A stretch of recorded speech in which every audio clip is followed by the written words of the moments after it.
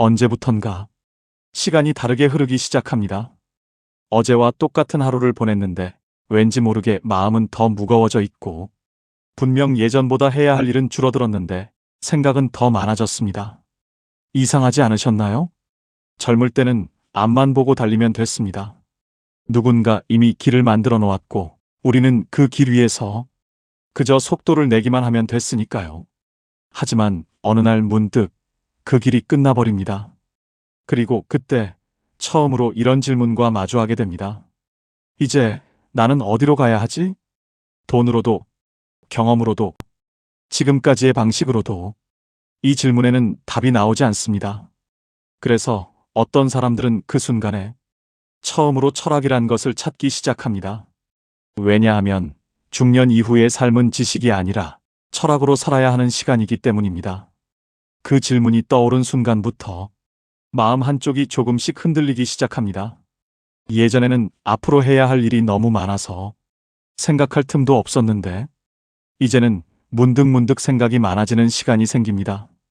퇴근 후 집에 돌아와 조용히 앉아 있을 때, 주말 아침 아무 약속도 없이 창 밖을 바라보고 있을 때, 이상하게도 마음이 편해지기보다 오히려 더 복잡해집니다. 나는 지금 잘 살아오고 있는 걸까? 앞으로 남은 시간은 무엇을 위해 살아야 하지? 이런 질문이 처음으로 마음 깊은 곳에서 올라오기 시작합니다. 그런데 많은 사람들은 이 순간을 이상하게 생각합니다. 왜 이렇게 마음이 흔들리지? 나는 왜 예전 같지 않을까? 혹시 내가 약해진 건 아닐까? 하지만 사실은 그렇지 않습니다. 당신이 약해진 것이 아니라 삶의 단계가 달라진 것뿐입니다. 젊을 때의 삶은 생존과 책임의 시간이었습니다.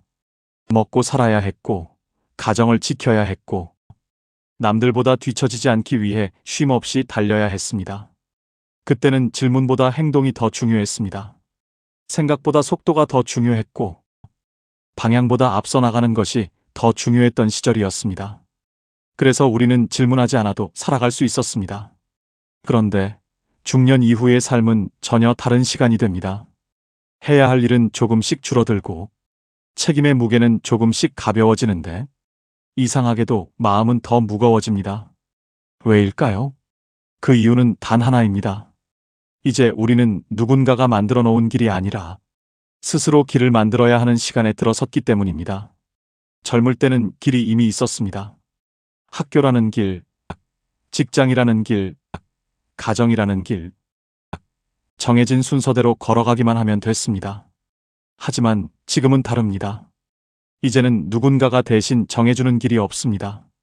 그래서 우리는 처음으로 길 앞에 서게 됩니다. 지도도 없이, 이정표도 없이, 그저 자신의 선택만으로 앞으로 나아가야 하는 자리 앞에 서게 됩니다. 그래서 흔들리는 것입니다. 그래서 불안해지는 것입니다. 그리고 바로 그 순간 많은 사람들이 이런 생각을 하게 됩니다. 이 나이에 나는 아직도 모르고 있는 것이 너무 많구나.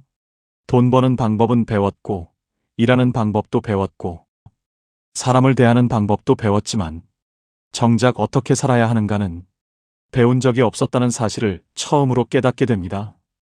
우리는 살아가는 기술은 배웠지만 살아가는 이유는 배운 적이 없었습니다. 그래서 중년 이후의 삶은 처음으로 이 질문과 마주하는 시간이 됩니다. 나는 왜 살아가는가? 나는 무엇을 위해 살아야 하는가? 그리고 바로 이 질문 앞에서 어떤 사람은 더 불안해지고, 어떤 사람은 더 외로워지고, 어떤 사람은 삶의 의미를 잃어버리기도 합니다. 하지만 어떤 사람들은 이 질문 앞에서 완전히 다른 선택을 합니다. 도망치지 않고, 피하지 않고 그 질문을 정면으로 바라보기 시작합니다. 그리고 그때 그들은 처음으로 철학이라는 것을 만나게 됩니다. 철학은 어려운 책 속에 있는 이야기가 아닙니다. 철학은 대학 강의실 안에만 있는 것도 아닙니다. 철학은 길을 잃은 사람이 다시 방향을 찾기 위해 처음으로 손에 쥐게 되는 지도와도 같은 것입니다. 그리고 어쩌면 지금 이 영상을 보고 계신 당신도 이미 그 길 위에 서 있는지도 모릅니다. 그리고 아마 지금 이 길 위에 서 있는 많은 분들이 비슷한 감정을 느끼고 계실 것 같습니다. 왜 중년 이후의 삶에는 철학이 필요해지는 걸까요? 그 이유는 생각보다 단순합니다. 하지만 그 단순한 이유들은 우리가 살아온 시간만큼 아주 깊은 의미를 담고 있습니다. 첫 번째 이유는 이제는 누군가가 방향을 정해주지 않기 때문입니다. 젊을 때는 정해진 길이 있었습니다. 학교를 졸업하고, 직장을 얻고, 가정을 이루고, 다음에 해야 할 일이 늘 분명했습니다. 그래서 방향을 고민할 필요가 없었습니다. 그저 앞으로 나아가기만 하면 됐으니까요. 하지만 중년 이후의 삶은 전혀 다릅니다. 이제는 누군가가 대신 길을 정해주지 않습니다. 어떤 삶을 살 것인지, 어떤 시간을 보낼 것인지, 무엇을 내려놓고 무엇을 붙잡을 것인지, 이 모든 것을 스스로 결정해야 합니다. 그래서 우리는 처음으로 방향이라는 것을 깊이 고민하게 됩니다. 독일의 철학자 니체는 이렇게 말했습니다. 목표를 가진 사람은 거의 모든 고통을 견딜 수 있다.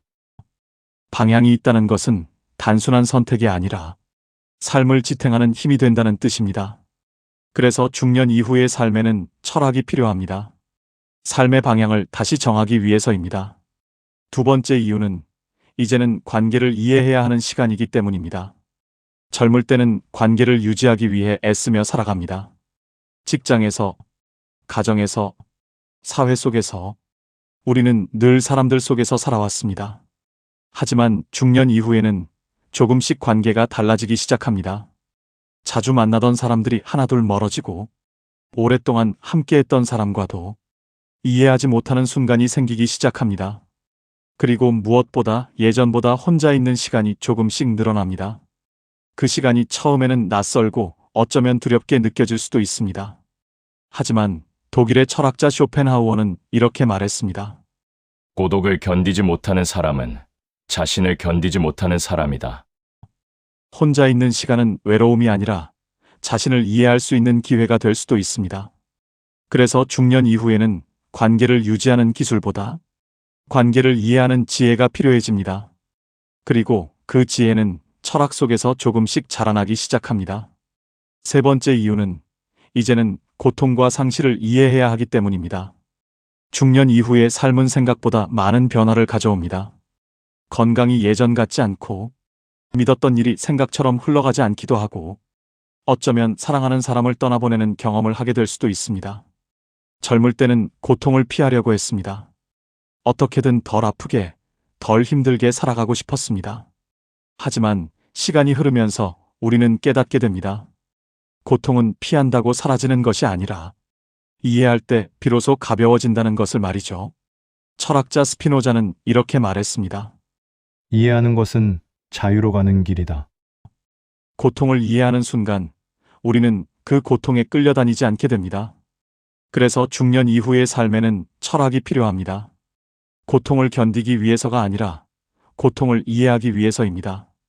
네 번째 이유는 시간의 의미가 완전히 달라지기 때문입니다.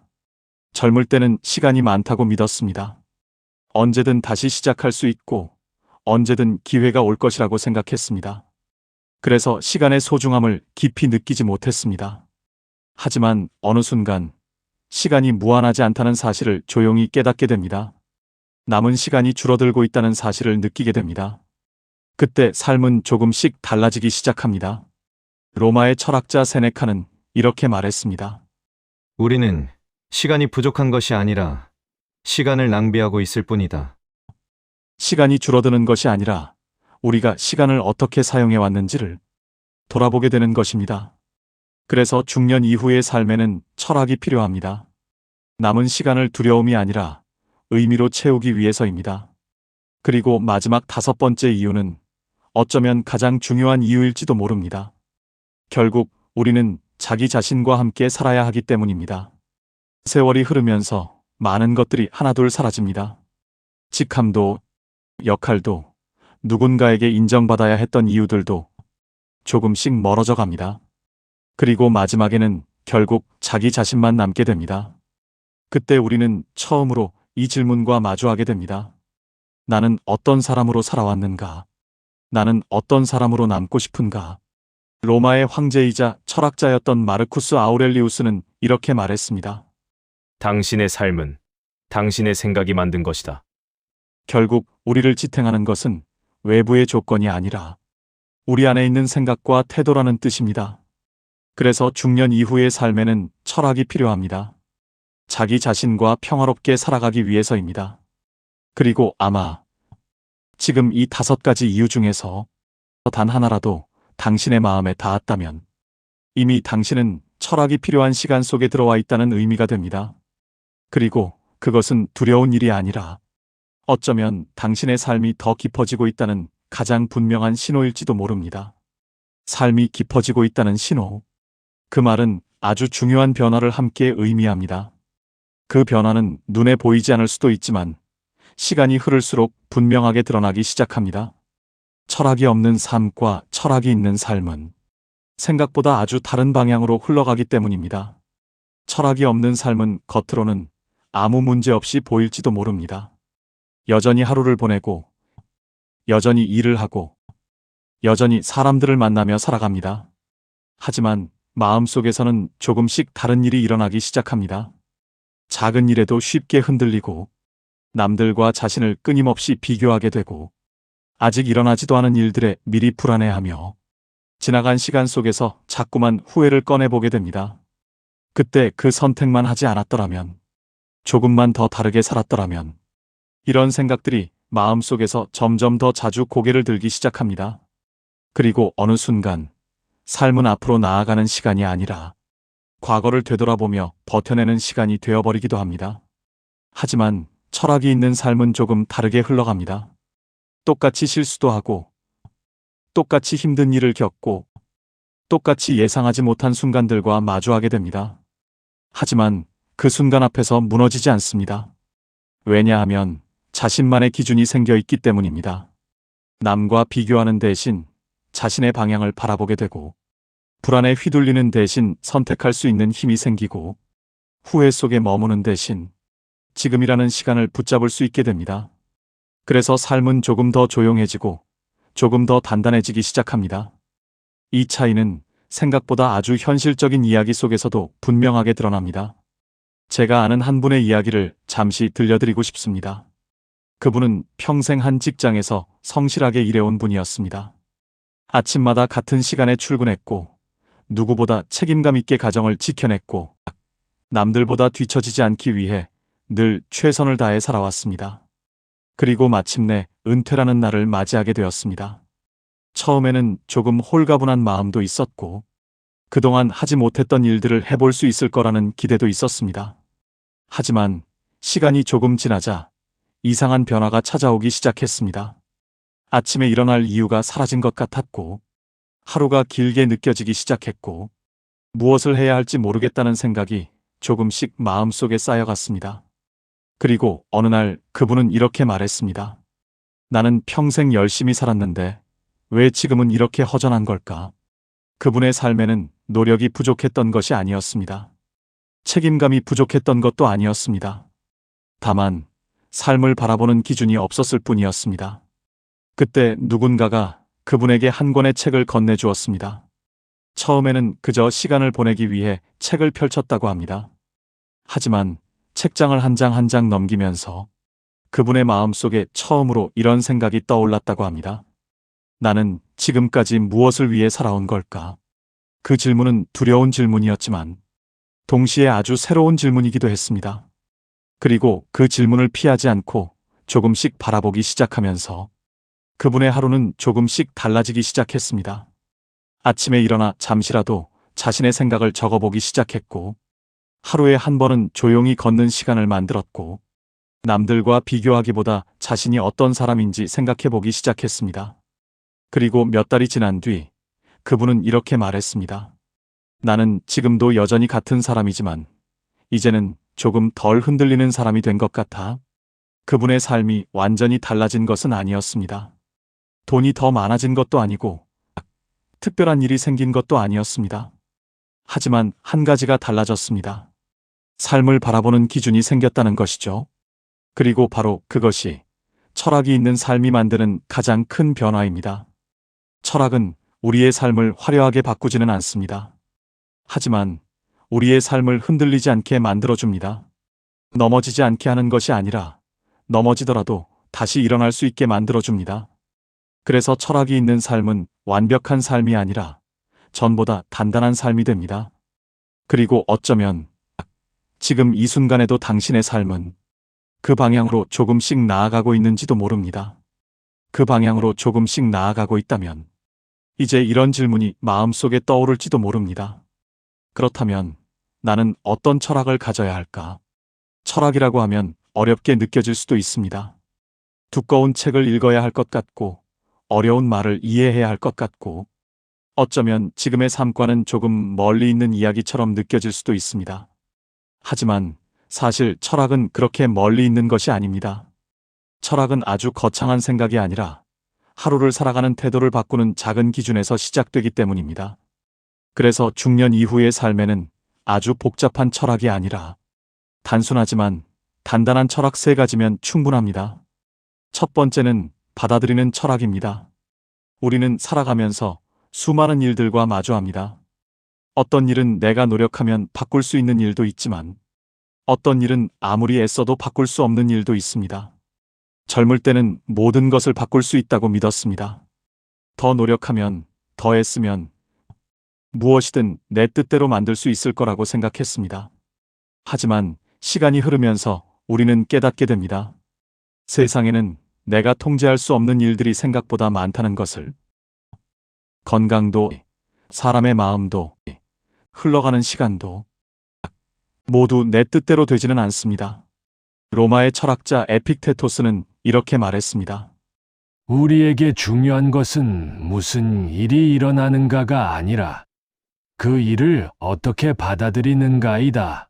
이 말은 아주 단순하지만 아주 깊은 의미를 담고 있습니다. 바로 통제할 수 있는 것과 통제할 수 없는 것을 구분하는 것과 바꿀 수 없는 것은 조용히 받아들이는 것 말이죠. 이것이 바로 중년 이후의 삶을 가장 단단하게 만들어주는 첫 번째 철학입니다. 받아들일 줄 아는 사람은 쉽게 무너지지 않습니다. 왜냐하면 세상이 아니라 자신의 마음을 다룰 수 있게 되기 때문입니다. 두 번째는 단순해지는 철학입니다. 시간이 흐를수록 우리는 점점 더 많은 것을 가지게 됩니다. 물건도 많아지고, 기억도 많아지고, 욕심도 많아집니다. 하지만 어느 순간 깨닫게 됩니다. 많이 가진다고 해서 마음이 편해지는 것은 아니라는 사실을 말이죠.